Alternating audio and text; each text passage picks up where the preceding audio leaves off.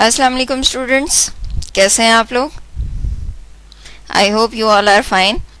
Today we are going to start our 11th lecture, which is about transfer of learning and So first of all, as usual, we will discuss that after this lecture, students will be able to define transfer of learning and its educational significance.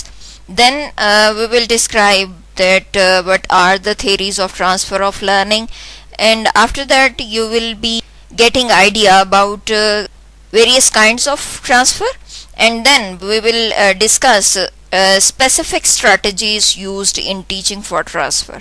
Alright, so starting from the definition, transfer of learning has been defined by Mayer and Whitrock as whenever something previously learned influences current learning, or when solving an earlier problem affects how you solve a new problem. This is called transfer of learning. Simple meaning क्या है इसका, कि जो चीज़ आपने पहले से learn की होती है और वही चीज़ जब असरअंदाज होती है आपकी नई चीज़ के ऊपर, कि जब आप नया कॉन्सेप्ट सीखने जा रहे होते हैं तो कहीं ना कहीं कोई ना कोई चीज़ ऐसी होती है या कोई कॉन्सेप्ट ऐसा होता है जो पिछले टॉपिक के साथ लिंक कर रहा होता है. तो जब वो लिंक बनता है तो देन आप अगली चीज़ को ज़्यादा अच्छे तरीके से समझ सकते हैं. तो हम इसको बेसिकली क्या कहते हैं, transfer of learning. Then significance देख लेते हैं. सिग्निफिकेंस क्या है जी इस टॉपिक की, वो ये है कि teaching should be organized in such a way that students can independently apply their knowledge, skills and attitudes learned in schools to similar but new situations in school and out of the school. ठीक है, कि transfer of knowledge की जो सबसे अच्छी या significant application ये होगी कि बच्चा इस काबिल हो जाए कि उसने जो भी नॉलेज, स्किल्स या एटीट्यूड सीखे हैं स्कूल में, या जब वो सीख कर आगे अपनी लाइफ कंटिन्यू करता है तो देन वो नॉलेज और स्किल्स उसको फ़ायदा दें उसकी अगली लाइफ में भी. ठीक है, चाहे वो स्कूल के अंदर की है या स्कूल से बाहर की है. Alright, the aim of education is to make students independent and autonomous learners and problem solvers. ठीक हो गया कि वो इंडिपेंडेंटली अपने मसले हल करने के काबिल हो जाएं. बेसिकली इसका जो एम है वो ये होना चाहिए. It is a valuable goal cherished by almost all educators and educational philosophers. और ये वो वाहिद गोल है कि जिसके ऊपर तमाम एजुकेशनल philosophers हैं या जो एजुकेटर्स हैं, या बल्कि उन तमाम का एग्रीमेंट है. Jerome Bruner in his process of education वो ये लिखते हैं कि learning should not only take us somewhere but also should allow us later to go further more easily. It should serve us in future. ठीक है, हमें सिर्फ ये नहीं है कि एजुकेशन मिलने के बाद हम एक स्टेज जो है वो कवर कर लें या हम एक स्टेज से दूसरी स्टेज में चले जाते हैं, बल्कि हमें तालीम जो है वो ऐसी मिलनी चाहिए वो जो हमें अगली लाइफ को हमने कैसे गुजार उसमें हमें फैसिलिटेट करे. Generally, students assume that the only reason for classroom learning is to pass exams and earn good grades. Teachers sometimes unintentionally create this understanding in students. ठीक है, और बात सही है ना कि समटाइम टीचर्स उनमें ग्रेड्स लेने के हवाले से, अच्छे नंबर लेने के लिए मोटिवेट नहीं करते हैं ना कि जी अगर आपने पढ़ना ही इसीलिए है कि आप अच्छे ग्रेड्स ले सकें और फिर अच्छे कॉलेज में या यूनिवर्सिटी में एडमिशन ले सकें. सो ये भी एक एस्पेक्ट है जो टीचर्स की तरफ से उनके अंदर डेवलप होता है. उससे क्या होता है फिर, the student forgets what was learned after receiving a grade but also avoids anything to do with what was learned in school. And this is highly unfortunate कि बच्चा जो उसने स्कूल में सीखा होता है उसका पर्पज़ ही चूँकि जहन में यही होता है कि मैंने ग्रेड लेने हैं और नंबर अच्छे लेने हैं ना, तो फिर वो रटा जितना मर्जी लगा ले. लेकिन वो रटा जैसे मैंने सुना था कि जी रोट मेमोराइजेशन जितनी भी होती है वो ज़्यादा से ज़्यादा भी 6 months तक कह लें कि आपके दिमाग में रहेगी इन्फॉर्मेशन. लेकिन अब स्टूडेंट के साथ भी यही होता है कि जब वो यही सोच याद करेगा कि मुझे सिर्फ नंबर लेने हैं तो नंबर लेने तक ही उसकी जो मेमोरी है वो रिस्ट्रिक्ट रहेगी. Teachers should therefore make a conscious effort to emphasize the value of each lesson and reveal its importance in further student learning and living. ये टीचर पे डिपेंड करता है कि वो किस तरह से कन्वे करता है उस मेन आइडिया को इन फ्रंट ऑफ स्टूडेंट्स के ये कितना इम्पॉर्टेंट कॉन्सेप्ट है आपकी अपनी लर्निंग के लिए भी और अपनी अगली लाइफ के लिए भी, कि बच्चे ये समझ कर याद करें चीज़ें कि उनकी अगली लाइफ इस चीज़ से फैसिलिटेट होने वाली है. Teachers should also ensure while teaching that learning is not tied to the specific context, but it is generalized and applied to other similar situations also. ठीक है, हम एज अ टीचर मतलब ये रिस्ट्रिक्शन ना लगा दें कि जो कॉन्सेप्ट पढ़ा जा रहा है वो सिर्फ इसी कॉन्टेक्स्ट में ही अप्लाई होगा, बल्कि उसके वेरियस एप्लीकेशंस होती हैं, जनरल चीज़ें होती हैं जो आप लाइफ की डिफरेंट सिचुएशंस, लेकिन वो मिलती जुलती सिचुएशंस होती हैं, उनके ऊपर भी अप्लाई कर सकते हैं. सो ये चीज़ें बच्चों को समझाने वाली हैं.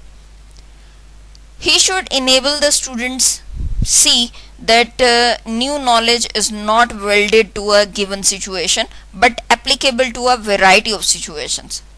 He must also plan for transfer while planning for instruction. ठीक है, तो जो जब आप एज अ टीचर बच्चों को ये सिखाएंगे कि आपका जो नॉलेज दिया जा रहा है वो नॉलेज आपकी ना सिर्फ इस लाइफ में आपके लिए मददगार होगा, बल्कि अगली लाइफ को या अपने जो हायर ग्रेड्स हैं उनमें भी आपको ये फैसिलिटेट करने जा रहा है, तो देन ऑब्वियसली जब वो एज अ टीचर जाएंगे बनेंगे और अपनी प्रैक्टिकल लाइफ स्टार्ट करेंगे तो दोनों ऑब्वियसली वो भी इसी कॉन्सेप्ट को और इसी गोल को लेकर चलेंगे. ठीक है. Before giving a few concrete teaching suggestions for transfer of learning, the nature of transfer has to be explained in the light of available psychological knowledge about this phenomena. ठीक हो गया. So next is theories of transfer of learning, and first is the doctrine of formal discipline. अब इस theory का क्या कहना है transfer of learning के हवाले से वो देख लेते हैं. During early 1900s, such subjects like Latin, Greek, geometry, they were taught because these were considered difficult to learn. ठीक है, बच्चों को पढ़ाए जाते थे और it was expected that by learning these subjects, student would improve ability to memorize, think and reason. ठीक है, मतलब सब्जेक्ट या एम जो उनका ये होता था कि बच्चों को इसलिए हम पढ़ाते हैं ताकि उनके अंदर चीज़ों को मेमोराइज करने की सलाहियत बढ़े, वो जो थिंकिंग एबिलिटी है वो एनहांस हो और वो रीज़न दे सकें. ठीक है, जस्टिफाई कर सकें आइडियाज़ को या जो कॉन्सेप्ट्स हैं उनको. ठीक है. These enhanced abilities were then expected to facilitate learning less difficult subjects. ठीक है, और उन्होंने कहा कि जब हम डिफ़िकल्ट सब्जेक्ट्स उनको इस तरह से पढ़ा देंगे तो देन वो फैसिलिटेट करेंगे लेस डिफ़िकल्ट सब्जेक्ट्स को समझने में बच्चों को, और इस तरह से हमारा काम आसान हो जाएगा. ठीक हो गया. Then the rationale behind this practice was that human mind could be made stronger with mental exercise. ठीक है, उनका कहना था कि इंसान का जो दिमाग है वो तब स्ट्रॉन्ग होगा जब उसको मेंटल एक्सरसाइजेस में इन्वॉल्व किया जाएगा, उसकी एक्टिव इन्वॉल्वमेंट होगी, क्वेश्चंस ज़्यादा से ज़्यादा किए जाएंगे, उनको सोचने पर मजबूर किया जाएगा किसी भी सिचुएशन में डालकर कि अगर ऐसा हो तो कैसा होगा, इसके रिजल्ट्स कैसे होंगे, किस तरह से क्रिएटिव आइडियाज़ उनके अंदर से निकलवाए जा सकते हैं उनके माइंड एक्टिविटी को इन्वॉल्व करके. ठीक है, तो उनकी जस्टिफिकेशन बेसिकली ये थी, जैसे कि वो ये कहते थे कि बॉडी मसल्स को हम अगर स्ट्रॉन्ग करना चाहते हैं तो उसके लिए हम फिजिकल एक्सरसाइजेस में चूँकि बच्चों को डालते हैं, सो इसी तरह से अगर हमें उनके माइंड्स को ज़्यादा स्ट्रॉन्ग बनाना है तो देन उसके लिए हमें मेंटल एक्सरसाइजेस में इन्वॉल्व करना ज़रूरी है. The researchers lent limited support to this early explanation, और स्टडिंग लैटिन ग्रीक जो है वो results in better subsequent learning in Latin and Greek specific transfer but doesn't contribute to the learning of other subjects. ठीक है, उनका जो researchers हैं उनका ये कहना था कि सिर्फ लैटिन और ग्रीक को समझने के लिए तो चलें ये फ़ायदेमंद हो सकता है कि ट्रांसफ़र ऑफ लर्निंग हो गया, लेकिन जनरल सब्जेक्ट्स में ये फैसिलिटेट करता है ये जो है वो मानना अभी मुश्किल है. Alright, so moving towards the second theory, which is theory of identical elements. ये भी अर्ली 1900s में पेश की गई थी और मेन कंट्रीब्यूटर जो हैं वो थॉर्नडाइक और वुडवर्थ हैं. ठीक है, उन्होंने एक अलग एक्सप्लेनेशन दी बिहेवियरल जो अल्टरनेटिव हैं उनकी, और उनका कहना था कि ट्रांसफ़र ऑफ लर्निंग जो है वो कैसे अकर होता है कि they argued that the degree to which knowledge and skills acquired in learning one task can help depends on how similar the two tasks. ठीक है, कि ये डिपेंड करता है ट्रांसफ़र ऑफ लर्निंग पर कि अगर आपने एक स्किल और नॉलेज गेन किया है ना, ठीक है, तो उस स्किल ने दूसरी स्किल जो उससे मिलती जुलती थी उसको कितना फैसिलिटेट किया है. This is called transfer of learning. ठीक है, कि अगर एक लर्नर रिकॉग्नाइज करता है similarities between task, stimulus and response elements as in riding a bicycle और मोटरसाइकिल, तो the greater will be the amount of transfer. ठीक है, कि बाइसिकल पहले चलाना अगर किसी ने सीख लिया तो ऑटोमेटिकली उसको मोटरसाइकिल चलाना ज़्यादा आसान हो जाएगा. ठीक है ना, इसे हम यही कहते हैं ना, अगर तुमने मोटरसाइकिल सीखनी है तो देन पहले साइकिल चलाना सीखो, उसके ऊपर बैलेंस अपना बनाना सीखो. ठीक है, तो जब वो बेसिक एक स्किल सीख चुका है तो देन ये स्किल उसको फैसिलिटेट कर रही है दूसरी सिमिलर स्किल को लर्न करने में. तो ये जो है वो कॉन्सेप्ट है theory of identical elements का. Alright, Thorndike and other psychologists have also identified different types of transfer and the conditions under which each type occur. A useful distinction is made between positive transfer, negative transfer and zero transfer. ठीक है, then आगे types जो हैं वो discuss की गई हैं जो डिफरेंट साइकोलॉजिस्ट ने अपने आइडियाज़ को जिसमें पुट किया. So first of all discussing positive transfer. Positive transfer क्या है जी, कि it is defined as a situation in which previous learning helps subsequent learning. ठीक है, पीछे कोई चीज़ ऐसी जो आपने याद की हो, समझी हो, वो कॉन्सेप्ट अगर आपको अगली चीज़ को समझने में मदद देता है तो it means this is a positive transfer. जैसे कि आप इसकी एग्जाम्पल्स में देख सकते हैं कि the person who is fluent in French for instance is likely to Spanish more easily. ठीक है, हो सकता है कि फ्रेंच मैंने तो चूंकि नहीं सीखी हुई ना, लेकिन हो सकता है कि फ्रेंच और स्पेनिश जो लैंग्वेजेस हैं उनमें काफ़ी ज़्यादा सिमिलैरिटीज़ हों. सो अगर एक बच्चा फ्रेंच लैंग्वेज अच्छे से सीख लेता है तो इट मीन्स दैट स्किल और एबिलिटी विल एनहांस और हेल्प हिम और हर इन लर्निंग स्पेनिश. ठीक हो गया, this is called positive transfer. और इस पॉजिटिव ट्रांसफ़र की भी आगे टाइप्स और जिसके हवाले से क्या कहा जाता है वो देख लेते हैं. This description of positive transfer through useful is somewhat limiting because it is not clear whether the transfer from one task to the other is due to specific or general factors.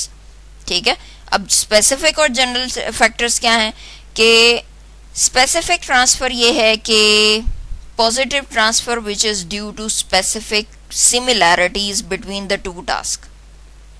ठीक है, कि दो task के दरमियान बहुत ज़्यादा similarity है इसलिए फैसिलिटेट किया एक टास्क ने दूसरे को. ठीक है, जैसे कि फ्रेंच और स्पेनिश लैंग्वेज की लर्निंग के हवाले से था ना. ठीक है, तो अगर एक टास्क दूसरे टास्क को फैसिलिटेट कर रहा है और वो बहुत ज़्यादा सिमिलर हैं तो इट मीन्स ये स्पेसिफिक ट्रांसफ़र हुआ. ठीक है, जैसे कि लास्ट लाइन में आप देख सकते हैं कि specific positive transfer occurs when two tasks are similar in it. So general transfer क्या है फिर? जनरल ट्रांसफ़र क्या है कि it is a kind of positive transfer which is due to use of some learning strategies. ठीक है, learning strategies क्या होंगी कि कोई किसी भी चीज़ की elaboration या कोई इमेज यूज़ करके आप किसी भी चीज़ को पढ़ा रहे हो जिससे उसको कॉन्सेप्ट को समझने में आसानी हो रही हो, या मैनिमोनिक डिवाइसेस वो होते हैं जिसमें हम रिदम्स के ज़रिए जो है या जो होते हैं एक्रोनिम्स उनको यूज़ करके कोई भी चीज़ समझाते हैं. For example, learning a foreign language helps learning another foreign language because the general learning strategies are the same. ठीक है, क्योंकि एक कॉन्सेप्ट को पढ़ाने के लिए अब लैंग्वेज सीखनी है ना, तो उसके लिए जो भी टेक्निक्स और स्ट्रेटजीज यूज की जाएंगी, चाहे वो इंग्लिश है, फ्रेंच है, स्पेनिश है, तमाम को सीखने के लिए एक ही तरह की यूज होंगी, इसलिए हम इनको जनरल ट्रांसफर कहते हैं. ठीक हो गया. Still another useful distinction is made by Gagne, और उसने कहा कि वर्टिकल ट्रांसफर और लेटरल ट्रांसफर भी होता है. अब ये दोनों टर्म्स क्या हैं, इसको आगे हम देख लेते हैं. Vertical transfer is that positive transfer. Vertical transfer is that positive transfer which occurs when previously learned capability helps in learning more complex material in the same area. ठीक है, कि एक ऐसी ability आपने सीखी या आपने नॉलेज सीखा या लर्न किया कि जो काफ़ी कॉम्प्लेक्स था, और वही नॉलेज आपको अगर उसी एरिया में रहते हुए, मतलब आप ह्यूमन डेवलपमेंट एंड लर्निंग के कोर्स में कोई कॉम्प्लेक्स थेरीज पढ़ते हैं, समझते हैं, तो वही थेरीज आपको अगले कॉन्सेप्ट्स को समझने में मदद दे रही हैं. तो it means here vertical transfer is going on. ठीक हो गया. For example, learning to determine different types of triangles helps in forming the concept of equilateral triangle और राइट एंगल ट्राइंगल एटसेट्रा. ठीक है, अब मैंने वैसे भी आपको सिंपल एग्जांपल से समझा दिया, तो आई होप आपको बात समझ में आ गई होगी. नेक्स्ट कॉन्सेप्ट जो लेटरल ट्रांसफर का है वो ये है कि when a previous learned capability is used in solving a similar problem in a different context. ठीक है, पिछली टाइप में हमने बात की थी कि सेम एरिया में, जैसे मैंने कहा कि ह्यूमन डेवलपमेंट एंड लर्निंग के कोर्स में ही आपको जब एक कॉम्प्लेक्स जो थेरी है, जो आपने कॉन्सेप्ट लर्न किया, वो आपको अगले कॉन्सेप्ट को लर्न करने में मदद दे रहा है, तो इट मीन्स वो क्या था, वर्टिकल ट्रांसफर. ठीक है. लेटरल ट्रांसफर ये है कि बात पूरी वही है लेकिन यहाँ पर कॉन्टेक्स्ट डिफरेंट है.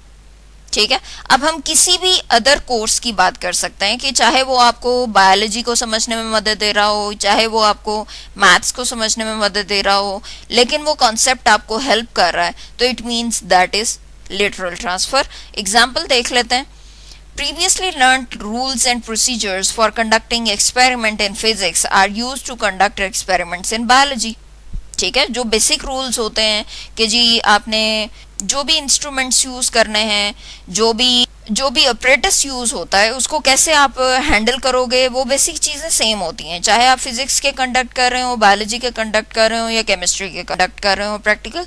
सो इसलिए हम ये कह रहे हैं कि लेटरल ट्रांसफर है, क्योंकि एक सब्जेक्ट की चीज़ दूसरे सब्जेक्ट को फैसिलिटेट कर रही है. Alright. So negative transfer. Negative transfer is defined as a situation in which prior learning interferes with subsequent learning.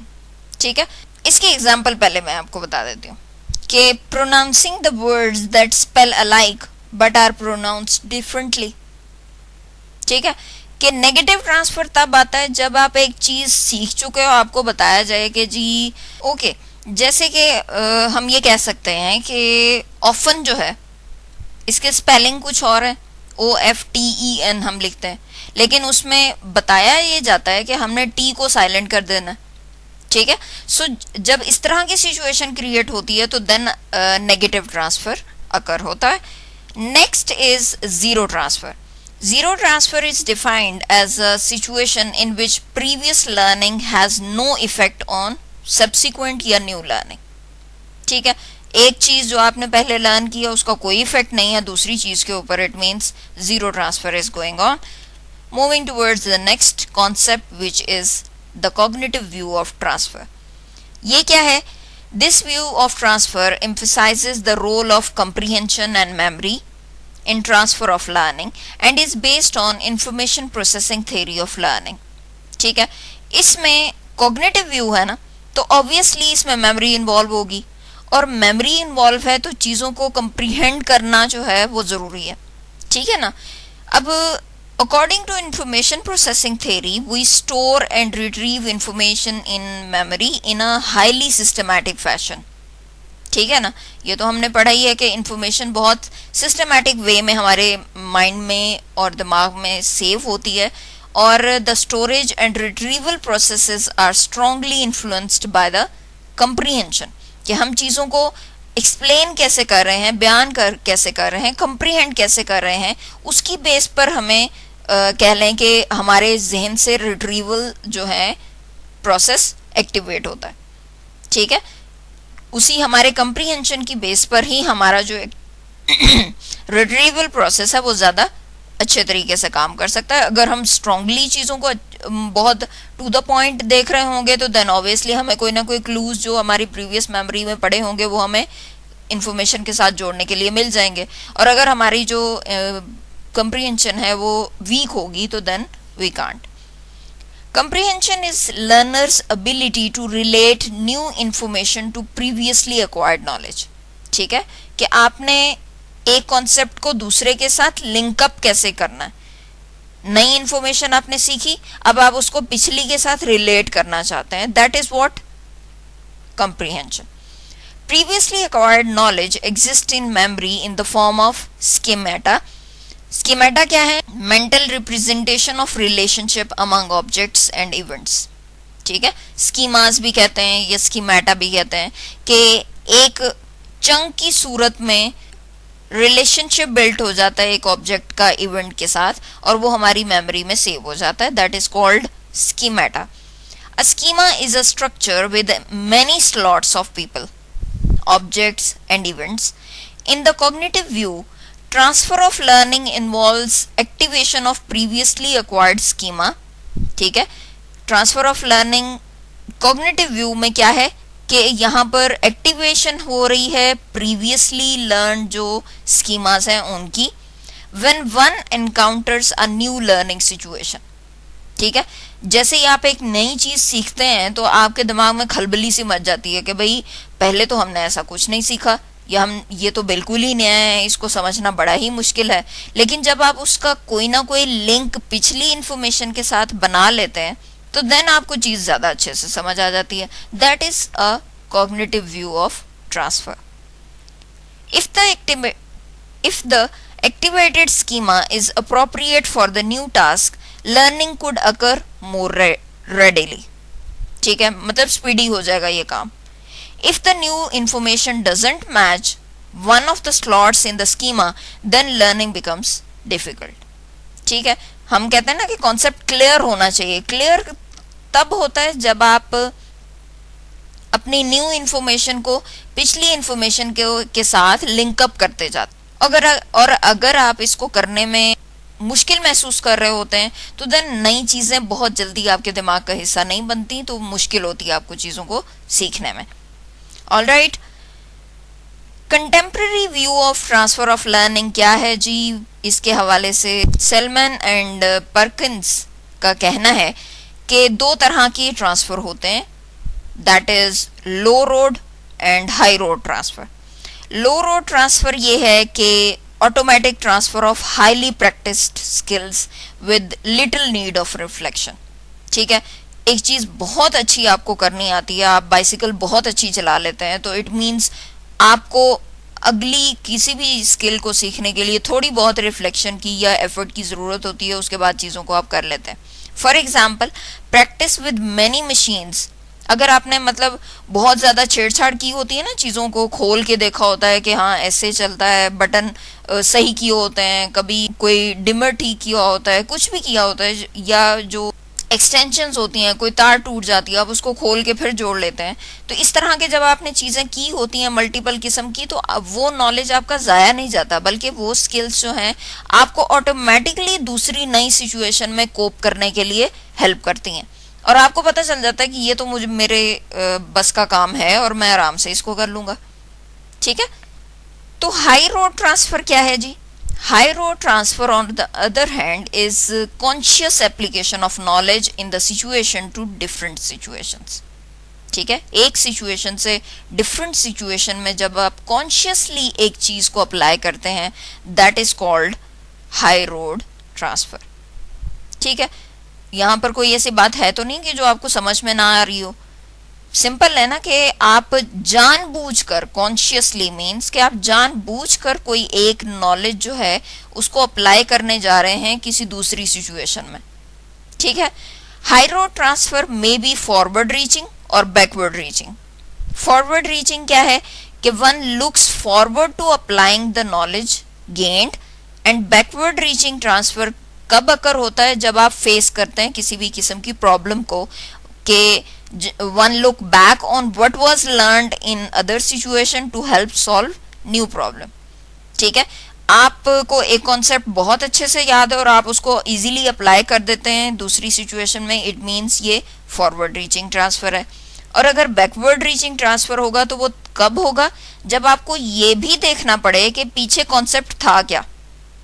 ठीक है, आप पहले तो उस कॉन्सेप्ट को क्लियर करते हो और उसके बाद आप जाके उस चीज को या उस कॉन्सेप्ट को नई सिचुएशन में अप्लाई करते हैं, तो देन ये बैकवर्ड रीचिंग ट्रांसफर होता है, क्योंकि आपको उसके लिए पीछे जाकर एफर्ट करनी पड़ी, देखना पड़ा कि क्या है सूरत हाल, और देन आप इस चीज को कर। ठीक हो गया।